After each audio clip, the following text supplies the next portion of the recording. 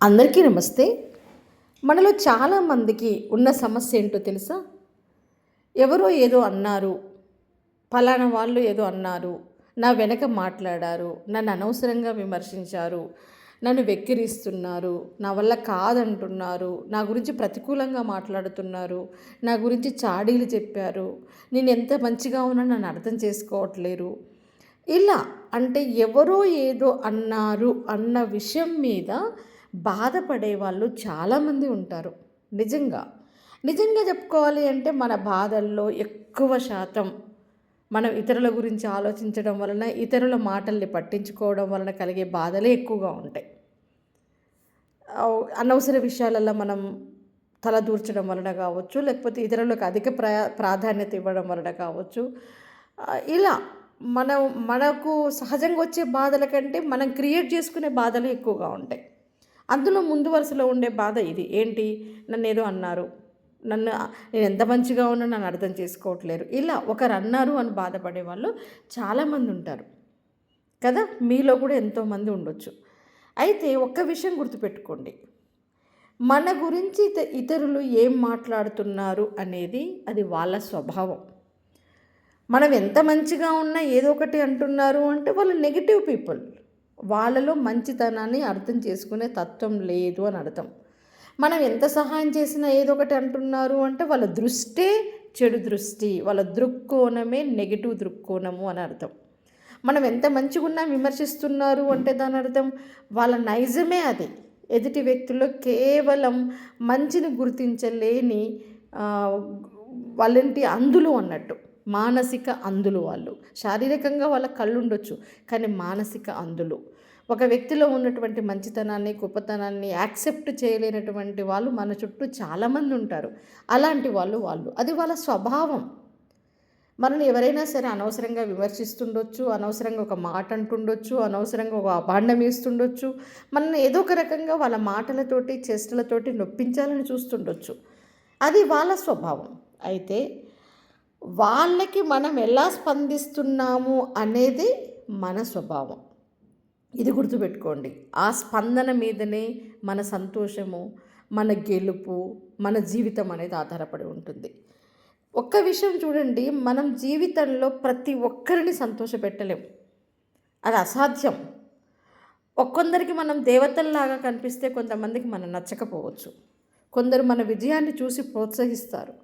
మరికొంతమంది అసూయతోటి విమర్శిస్తారు. అయితే ఇక్కడ ఒక విషయం ఏంటో తెలుసా? మన వెనక మన గురించి మాట్లాడుతున్నారు అని తెలిసినప్పుడు మీరు బాధపడుతుండొచ్చు. కానీ మన వెనక వాళ్ళు మాట్లాడుతున్నారు అంటే దాని అర్థం మనకంటే చాలా వెనకబడిపోయారు అని అర్థం. పండ్లున్న చెట్టుకే రాళ్ళు పడతాయి అంటారు కదా! మనల్ని అనవసరంగా అంటున్నారు అంటే వాళ్ళు మన ఉన్నతిని చూసి ఓర్వలేకపోతున్నారు అని అర్థం. అంతే తప్ప మనం ఏదో చెడ్డు చేశామనో, మనం చెడ్డవాళ్ళమనో కాదు. అలాంటి వాళ్ళు అన్నంత మాత్రాన మన ఇమేజ్ ఏమి డ్యామేజ్ కాదు. అర్థమైంది కదా!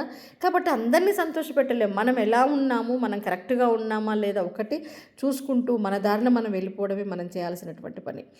అయితే కొంతమంది విమర్శతోటి అసూయతోటి విమర్శిస్తారు, కొంతమంది ఈర్ష్యతోటి విమర్శిస్తారు, కొంతమంది మనతో పోటీ పడలేక విమర్శిస్తారు, కొంతమంది ఓర్వలేక విమర్శిస్తారు.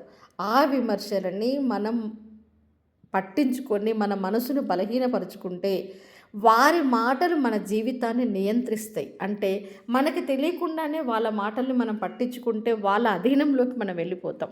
మన ఎమోషన్స్ని తీసుకెళ్ళి వాళ్ళ చేతిలో పెట్టినట్టే లెక్క. మనతోటి వాళ్ళు ఆడుకోవడం మొదలు పెడతారు. మన ఎమోషన్స్ తోటి ఆడుకోవడం మొదలు పెడతారు. మనం అలాంటి మాటల్ని పట్టించుకోకుండా ఈ చెవిలో విని ఆ చెవిలో వదిలేస్తే వాళ్ళు క్రమక్రమంగా మన గురించి మాట్లాడడం మానేస్తారు. సో ఇక్కడ ఒక విషయం గుర్తుపెట్టుకోండి. మన విలువని ఇతరుల యొక్క మాటలు నిర్ణయించవు. మన కృషి, మన గొప్పతనము, మన వ్యక్తిత్వం మాత్రమే మన విలువను పెంచుతాయి. ఎవరో ఏదో అన్నారని మనం ఏడుస్తూ కూర్చున్నంత మాత్రాన మనకే నష్టం. వాళ్ళు అన్నంత మాత్రం మన విలువేం పోదు. మనం ఏంటి అనేది మనకు తెలుసు, తెలవాల్సిన వాళ్ళందరికీ తెలుసు. ఇంకొక విషయం, ఎవరేమనుకున్నా కూడా మన దారిలో మనం నడవాలి. గుర్తుపెట్టుకోండి, విజయం అంటే మన లక్ష్యాలను మనం చేరుకోవడం, ఇతరులు మనల్ని రిమోట్ లాగా ఆడించడం కాదు. ఆ విషయం ప్రధానంగా మీరు గుర్తుపెట్టుకోవాలి. అదేవిధంగా మనం ఎదుటి వాళ్ళ మాటలకి రెస్పాండ్ అవుతుంటే మన బలహీనతల్ని వాళ్ళకి చూపించిన వాళ్ళమవుతాం. ఎప్పుడైనా సరే మన బలహీనతల్ని ఎవ్వరికీ చూపించొద్దు. కేవలం మన బలాన్ని మాత్రమే చూయించాలి. సో, ఒక్కొక్కసారి వాళ్ళు ఎవరెన్నన్నా కూడా మనం నిశ్శబ్దంగా ఉండాలి. కొన్నిటికి నిశ్శబ్దము సమాధానం చెప్తుంది. కొన్నిటికి మౌనమే సమాధానం చెప్తుంది. చాలా సందర్భాల్లో మౌనమే సమాధానం చెప్తుంది. మీరెవరు, ఏం చేస్తున్నారు అనేది మీకు తెలుసు.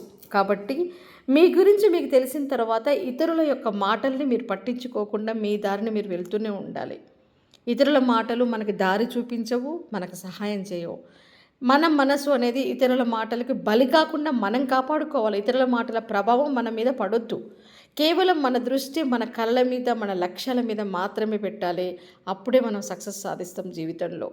మన విజయమే, మన సక్సెసే మనని అన్న వాళ్ళకి సమాధానం చెప్తుంది, విమర్శలకి సమాధానం చెప్తుంది, మనని ఎవరైనా వెక్కిరిస్తే ఆ వెక్కిరింతలకి సమాధానం చెప్తుంది. కాబట్టి మౌనంగానే ఎదగడం నేర్చుకోవాలి. చాలా సందర్భాల్లో మౌనమే సమాధానం చెప్పాలి. మౌనమే ఒక పెద్ద విస్ఫోటనాన్ని సృష్టించాలి సక్సెస్ రూపంలో.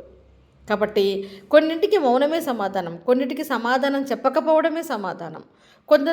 కొన్ని చోట్ల మనం ప్రశ్నగా మిగలడమే మంచిది, కొన్ని చోట్ల సమాధానం చెప్పకపోవడమే మంచిది.